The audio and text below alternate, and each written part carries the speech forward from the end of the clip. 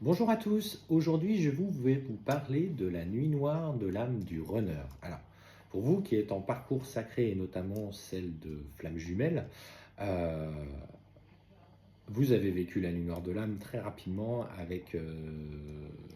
après la séparation, en tout cas l'éloignement avec votre runner. Donc en fait, souvent, je compare un peu les deux nuits noires de l'âme d'une manière un petit peu différente. Après la séparation ou l'éloignement que vous avez vécu avec votre autre, vous vous êtes effondré, vous, émotionnellement. D'ailleurs, extérieurement, ça peut ressembler à une dépression. Du jour au lendemain. Du jour au lendemain, vous vous êtes effondré, vous avez besoin de pleurer, de vous isoler, etc. etc. Donc en fait, là, l'important est de mettre en place des activités pour sortir un petit peu de cette période. Donc ça passe par des moments où vous êtes dans l'instant présent, vous faites des nouvelles choses, vous allez vous aérer, etc. Il faut sortir pas le plus vite possible, mais le mieux possible de cette période un peu difficile, qui est en fait une période de déconstruction de notre état émotionnel et de notre état de fonctionnement tel que nous sommes dans notre reconstruction, pour revenir à quelque chose de pur. Donc forcément, on doit plonger. Le runner, lui, bon, vous travaillez sur vous dans le cadre du lien, vous faites des nouvelles choses, voilà, vous prenez conscience de vos blessures, vous allez voir vos vies intérieures, etc., les blessures transgénérationnelles, et vous avancez. Qu'est-ce qui provoque la nuit noire de l'âme du runner? Alors en fait, dans ces liens-là, à partir du moment que vous prenez conscience de la place que vous occupez, du chemin qui est le vôtre, en fait, vous êtes en train d'élever vos vibrations personnelles, le taux vibratoire qui se mesure. Alors il y a plusieurs planches qui existent, il y en a une notamment par rapport au plan énergétique, qui est assez connue en France. Moi, j'utilise pas forcément celle-là, mais tout est question d'échelle. Donc en fait, vous élevez vos vibrations. Vous, par le travail que vous avez effectué, vous allez du coup vibrer dans ce que vous émettez, dans ce que vous pensez, des pensées beaucoup plus positives, d'amour, de bienveillance pour soi aussi, il n'y a pas que ça. Et voilà, vous êtes dans cet esprit de gratitude. Votre runner, en fait, bénéficie par votre lien des mêmes vibrations. C'est-à-dire, il bénéficie de votre travail. D'ailleurs, avec Sabrina, quand nous étions dans cette phase de séparation, nous mesurions à distance le taux vibratoire qui, du coup, nous liait. Et en fait, on s'est rendu compte que je suivais le rythme de progression qu'elle avait. J'étais légèrement en dessous, vraiment, c'était presque infime. C'était légèrement en dessous, bref. Et en fait, ce qui amène votre runner à basculer dans la nuit noire de l'âme, c'est en fait, il va mettre au service des vibrations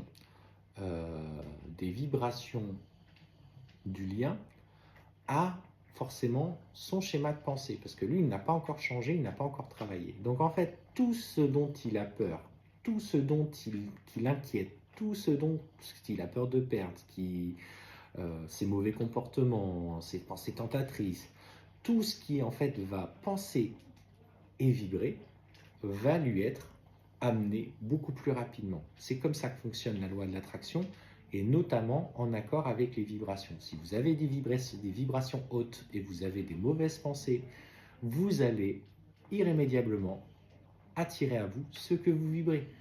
Là, pour le coup, c'est comme si vous faisiez une demande à l'univers et que du coup, c'était presque instantané et on renvoyait à votre, du coup, le runner, en l'occurrence, tout ce qui peur. Donc, tout ce côté négatif, ces choix qu'il fait que vous ne comprenez pas, dans ses comportements, vous pouvez voir en fait ce à quoi il a pensé, ce à quoi il a imaginé, ce à quoi il a peur, lui tomber dessus. S'il a peur de perdre financièrement et que c'est quelqu'un qui est très matériel, si c'est la peur du manque, il va manquer. Si c'est la dépendance affective par rapport à des personnes ou à des tierces, il va du coup devoir travailler la dépendance affective. Et en fait, il va petit à petit enchaîner des galères, des galères, des galères. Et en fait, la lueur de l'âme du runner, elle ne part pas comme vous. Il ne sent pas du jour au lendemain. Il plonge petit à petit, à part l'accumulation de ses mauvaises pensées. Et plus il est dans une situation conflictuelle ou de travail personnel, plus il vibre bas. Et en fait, il emmène, jusqu'à être mis à terre.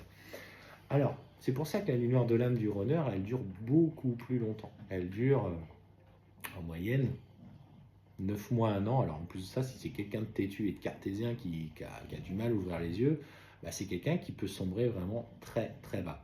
C'est pas ce qu'on souhaite. Donc, pour ceux que j'ai en rendez-vous qui sont de chez eux, ils disent mais moi je veux pas qu'il arrive ça. Ben oui, mais s'il lui arrive pas ça, il ne va pas changer, il ne va pas comprendre ce qui est bon pour lui. Votre runner a besoin de vivre des expériences, se confronter à ses peurs et à ses schémas de fonctionnement pour pouvoir changer. Et en fait, vous ne pouvez pas le sauver, il doit se sauver tout seul.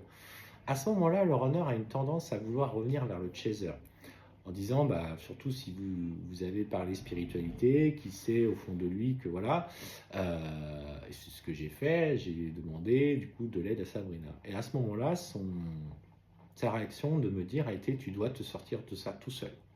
Là, pour le coup, j'ai pas de message à te dire, les seuls messages que j'ai, c'est sors-toi de ça tout seul. Et en fait, le runner va devoir prendre conscience, assimiler ses blessures, ses schémas, ce qu'il ne veut plus dans sa vie, pour enfin pouvoir se relever et notamment accepter votre lien. L'acceptation du lien sera la grande partie du lever, de la levée de sa nuit noire de l'âme. Alors effectivement, elle prend du temps. C'est une étape qui est ô combien nécessaire pour lui parce que c'est celle qui va le changer. Pour ceux qui se retrouvent un peu coincés, qui ont fait un travail quand même personnel, travaillez votre vibration, votre taux vibratoire. Regardez comment l'augmenter par la méditation, par une période de travail encore personnel peut-être, qu'il y a encore des choses que vous n'avez pas encore réalisées, que vous n'avez pas faites, en ayant confiance toujours dans ce qui est et dans ce qui sera, tout en étant dans l'instant présent. C'est comme ça qu'il faut aborder la période de nuit noire de l'âme du runner. Il doit sortir de ça tout seul. De toute façon, dans cette période sombre, il ne voudra quasiment pas de vous parce que il ne supportera pas le fait que il soit en souffrance et il sait que c'est en lien avec vous. Donc, laissez-le, vous laissez là travailler, mouronner un petit peu dans ses galères, parce que ça sera forcément des galères, et pour qu'il comprenne là où est sa vraie place. Il doit perdre pour pouvoir retrouver cette force originelle que vous avez vue en lui. Mais en fait, dans cette phase de séparation, vous allez voir tous ses plus mauvais côtés rejaillir naturellement. Et c'est là que lui se trouve la clé. Ça ne veut pas dire pour autant qu'il a entièrement travaillé derrière. Il continuera à le faire, mais plus proche de vous. Mais ça sera OK. J'attendais de voir si je ressentais autre chose. Mais surtout, accueillez cette période comme une période bénéfique et aussi finalement que vous êtes sur le bon tempo de votre parcours. Parce que c'est ça, c'est une question de... On parle du temps, on parle de tout ça, on se dit, bah oui, moi j'ai hâte de me retrouver, etc.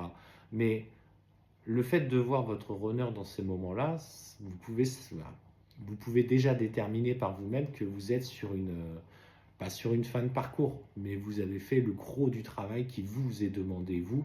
Alors, il ne faut pas perdre confiance, il faut continuer d'avancer, ne pas forcément être dans une communication excessive avec votre autre à ce moment-là, et surtout de prendre le recul nécessaire pour dire qu'il doit vivre ses propres expériences tout seul.